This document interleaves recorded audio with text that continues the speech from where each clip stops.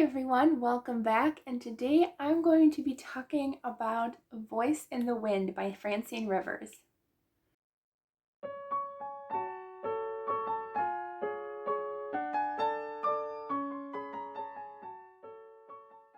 I have my favorite cup of jasmine tea.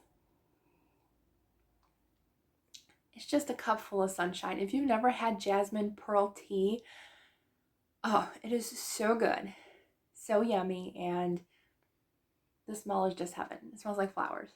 Okay, so today I'm going to be talking about our buddy read from the Journey Through the Bible readathon. So this was our very large buddy read, and I finished this past Thursday. So I'm actually filming this on Thursday, so I would not forget, because knowing my brain, it doesn't work that great remembering names and stuff in books. So I try to get reviews up as soon as I finish a book. So I'm very happy that we picked this as a buddy read. Honestly, I wasn't sure, because the only other book that I read by Francine Rivers was Redeeming Love, and it was good, but I definitely liked this book better. I'm not sure on a rating yet. I haven't quite decided. I'm kind of leaning towards between 4 and 4.5. It wasn't quite 5 for me, but I still really enjoyed it.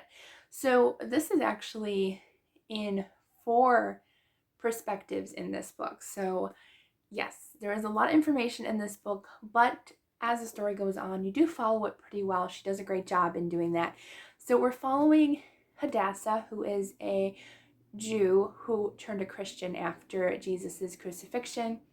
And so she is a Jew, well, a Christian, but her entire family, it's right in the beginning, so no spoilers, not right away anyways, but her family is killed and she is put into slavery, and a Roman family ends up buying her.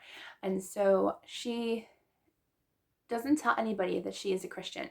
So nobody knows that she's a Christian, but everyone thinks she is a Jew. So of course she's treated very lowly for those times, but she would have been treated way worse if they knew she was a Christian right away.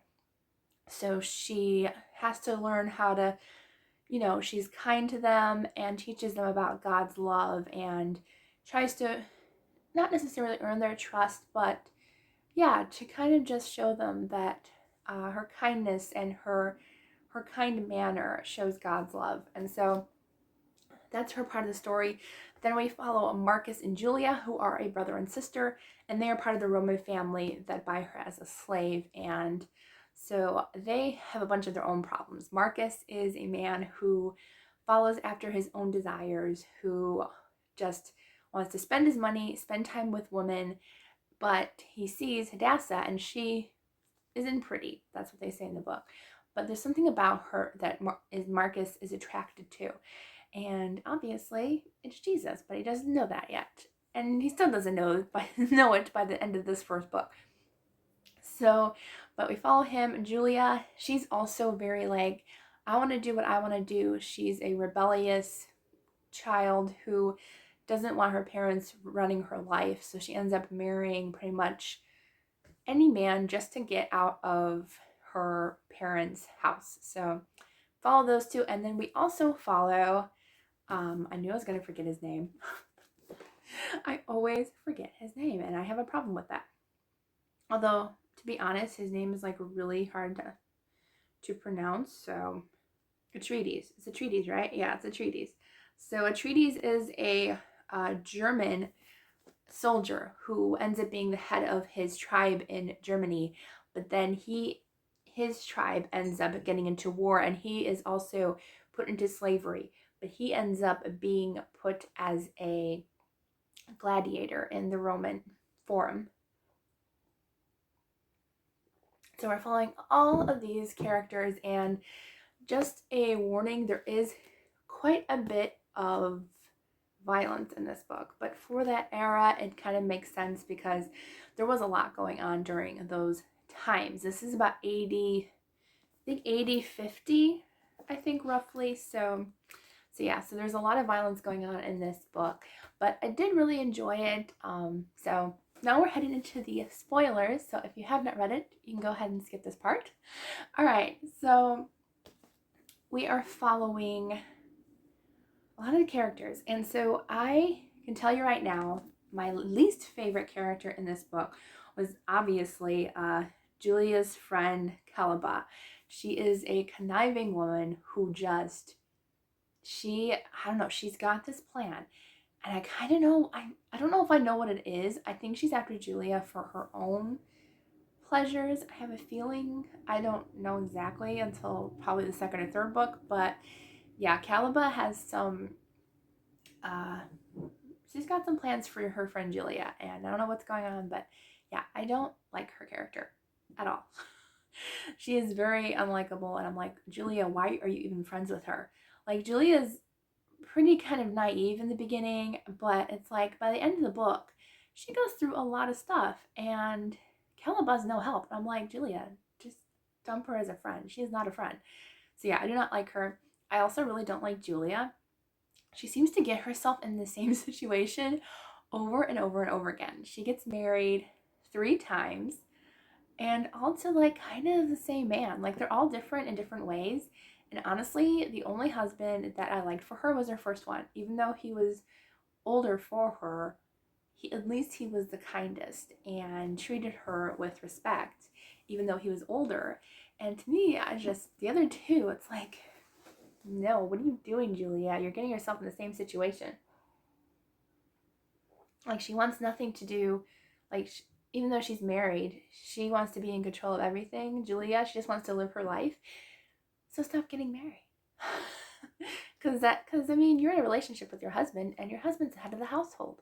So what's the point of getting married if you aren't gonna if you aren't gonna enjoy life by yourself? Because that's all she wants. She just wants to enjoy her own life. So I really don't like Julia.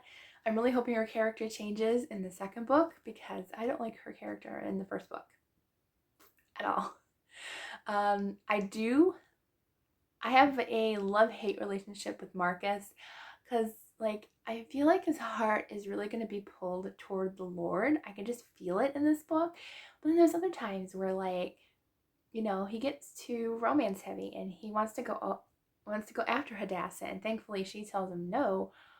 But it's like Marcus almost doesn't take no for an answer, and so God is the only one that's stopping him from doing anything to Hadassah. So those parts I don't like him in, but other parts, when he's kind and gentle, then I like him again. So we shall see in the second book, I hope, because it ends on a cliffhanger. So definitely pick up the second book right away if you can. I don't know if I can. I've got a few books to get to before the end of the month, but I will sure try to get to the rest of the series in November. But yeah, so what else should I say about this book? It's hard when there's so much going on in one book. It's hard to really wrap your mind, especially around like over 500-page book. It's kind of hard to like figure out, okay, what's going on, because there's a ton in here. I do love the faith content in this book. There is a lot of faith content. I love Hadassah's character, and how, like, even though, yeah, she's just a normal girl who does have that desire to have a husband and to be loved and to love someone, but her love for God is so much stronger. And I loved her character, and I loved her outlook on life, and how in the beginning, I kind of felt a connection with Hadassah. Like, in the beginning, she was very shy about her faith and quiet, and she was a little bit afraid of what people would say if they found out she was a Christian. But by the end of the book, her faith was just so strong, and I can't wait to read the second book. I won't spoil anything for the cliffhanger at the end, but I'm rooting for Hadassah a lot. So, but yeah, so it is very good. I really did enjoy it. Let me know how you enjoyed it. I would love to know what you rated this book, what you thought of it. I know there are quite a few of us this past month who have read this for the first time, so I'm not the only one who's read it for the first time this month. So I did really enjoy it, and yeah, so surprisingly, because I don't read a ton of big books, so it was nice to know that I still enjoy a good big book sometimes. All right, what else? Trying to think of what else I can talk about this book. I'm not trying to make it spoilery for you all, but especially if you haven't read it, but you still want to listen. I don't want to spoil anything for you. All right. I think I talked about most of the characters in this book. Oh, except for Marcus and Julia's parents, Phoebe, and I can never remember his name either. It's always a hard name so that I can't pronounce. Starts with a D. Is it Decimus? That's his name. I loved Phoebe and Decimus. Like, even though they were Roman and they owned slaves, just their characters, like, you can tell they were good parents and they loved their kids so much. And even though their kids were rebellious, like, they just loved their kids so much and they wanted them to come back home. And so, he was a harsh dad, but at the same time, he still loved his children. And I loved the ending and how he was asking questions about Hadassah's faith and asking her questions about God and wanting her to tell him stories about her faith and her God. And it was just great. I loved both of their roles in the book, and I hope to see more of the characters in the second book. I'm not going to spoil anything, but but yeah, so I really did enjoy this one. I think it's a good one. Definitely not for a younger audience. I would definitely say higher teens to adult, at least because of the strong violence and some of the not explicit content, but it does head in that direction. So definitely I would say for higher teen to adult level for these books. So just as a heads up and a warning. I don't think, honestly, besides the violence, there's not too much trigger warnings.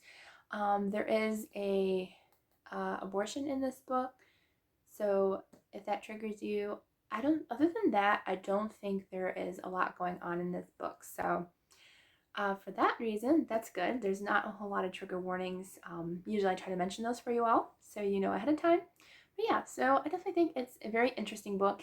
It definitely, Francine does dive deep into, I feel like, that era and that culture in biblical times. So definitely, if you want to read something very, very heavy but very faith-filled, then go check it out. I can't wait to read the second and third book. So yeah, I'll have to figure out what my rating is. I'm still thinking about it. All right, so I hope you enjoyed this video.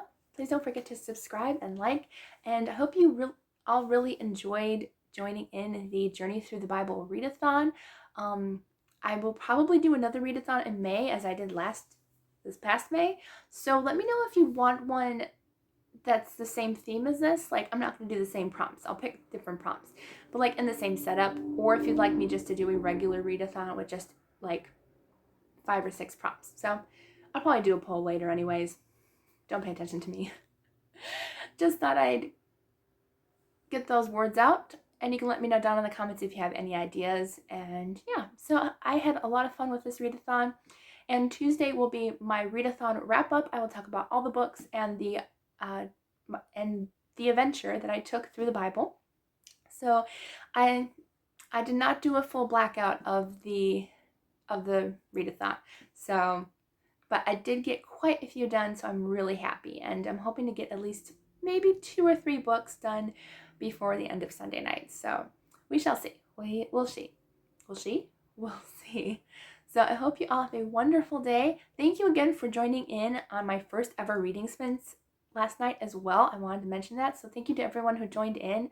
And for those of you who missed it, I will be doing another one next week because I did have a ton of fun hanging out with you all, and I would love to do it again.